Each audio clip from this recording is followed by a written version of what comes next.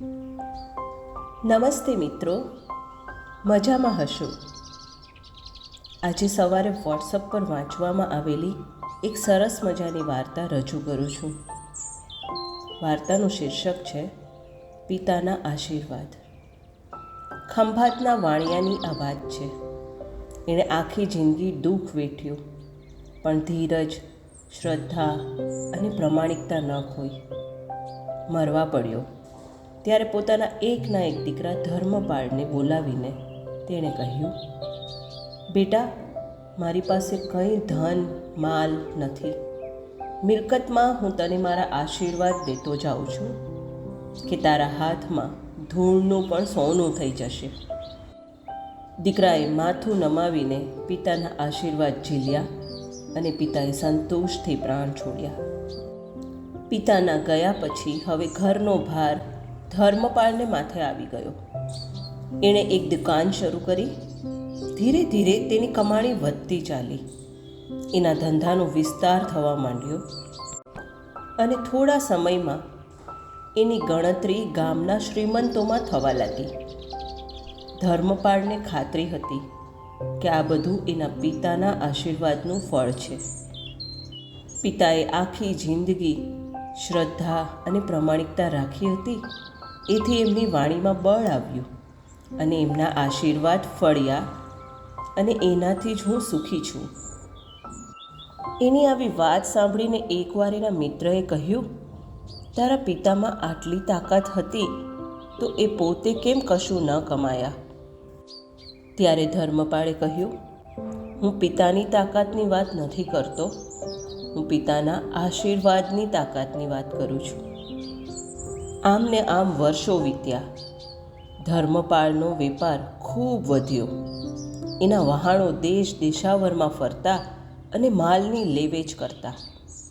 કમાણીનો પાર નહોતો. એકવાર ધર્મપાળને થયું કે વેપાર રોજગારમાં સતત નફો જ નફો થયા કરે એ સારું નહીં. કોઈ વાર નુકસાનનો પણ અનુભવ કરવો જોઈએ. એણે એના મિત્રને કહ્યું, દોસ્ત, કંઈ નુકસાન થાય એવો ધંધો બતાવ. મિત્રને થયું, આ ધર્મપાળને ધનનો મદ ચડ્યો લાગે છે. એ એવું સમજે છે કે થઈને મને શું નુકસાન થવાનું છે.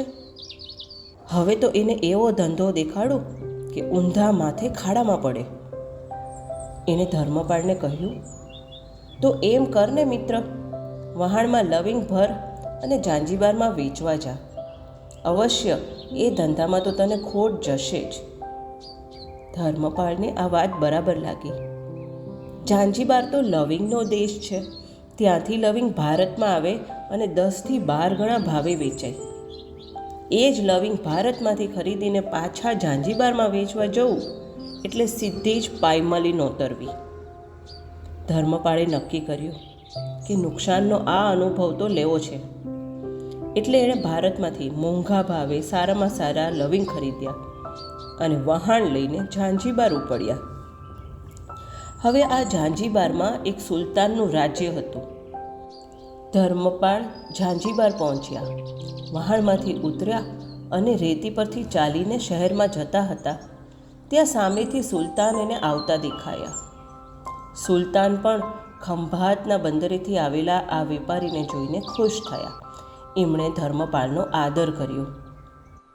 ધર્મપાળે જોયું કે સુલતાનની સાથે સેંકડોની સંખ્યામાં સિપાહીઓ હતા અને આ સિપાહીઓના હાથમાં ભાલા કે હથિયાર નહોતા, પણ ચાળણીઓ હતી.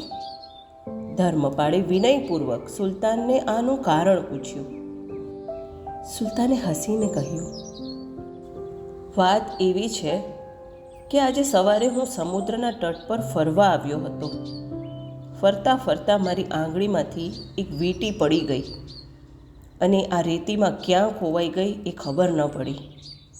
આ બધી રેતી ચાળીને એ વીંટી શોધવા માટે હું આ બધા સિપાહીઓને લાવ્યો છું. ધર્મપાળે પૂછ્યું, એ વીંટી બહુ કિંમતી હતી? સુલતાને કહ્યું કે ના, એનાથી વધારે કિંમતી વીંટીઓ મારી પાસે છે, પણ આ વીંટી એક ફકીરના આશીર્વાદની વીંટી છે. હું માનું છું કે મારી સલ્તનતનો પાયો એ આ વીંટીના આશીર્વાદ છે. એટલે મારે મન એ વીંટીનું મૂલ્ય આ સલ્તનત કરતાંય વધારે છે. આટલું કહીને સુલતાને કહ્યું કે બોલો શેઠ, આ વખતે શું માલ લઈને આવ્યા છો? ધર્મપાલે કહ્યું, લવિંગ. લવિંગ? સુલતાનની નવાઈનો પાર ન રહ્યો. આ લવિંગના દેશમાં તમે લવિંગ વેચવા આવ્યા છો? આવી મતી તમને કોણે આપી?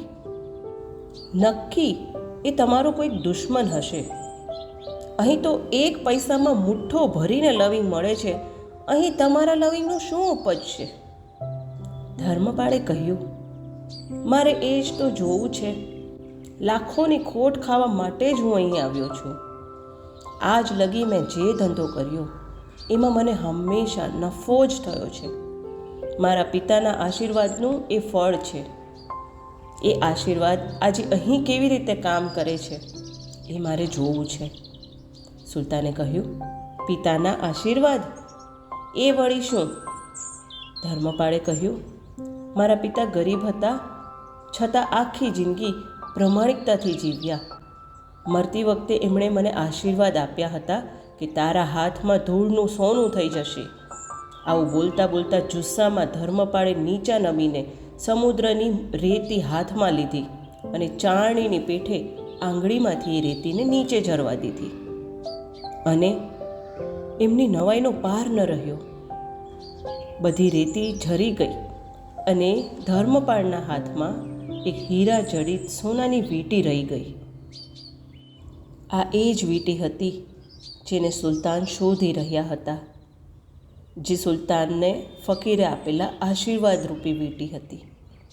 વીંટી જોઈને સુલતાન ખૂબ ખુશ થઈ ગયા અને બોલી ઉઠ્યા, વારે ઉપરવાળા, તારી કરામતનો પાર નથી. તું પિતાના આશીર્વાદને પણ આ રીતે સાચા પાડે છે. ધર્મપાળે કહ્યું, ફકીરના આશીર્વાદને પણ એ જ સાચા પાડે છે. સુલતાન હેતથી ધર્મપાળને ભેટી પડ્યા અને કહ્યું, માગ, તું માગે તે આપું. ધર્મપાળે કહ્યું, સુલતાન, આપ 100 વર્ષના થાઓ અને રૈયતનું રૂઢી રીતે પાલન કરો, એ જ મને જોઈએ છે. સુલતાન ઓર ખુશ થયા. એમણે કહ્યું, આપનો બધો જ માલ હું મુદ્દલ કરતાં બમણી કિંમતે રાખી લઉં છું. અને આમ ધર્મપાળને અહીંયા પણ નફો જ થયો. મિત્રો, કેવી લાગી આ વાર્તા?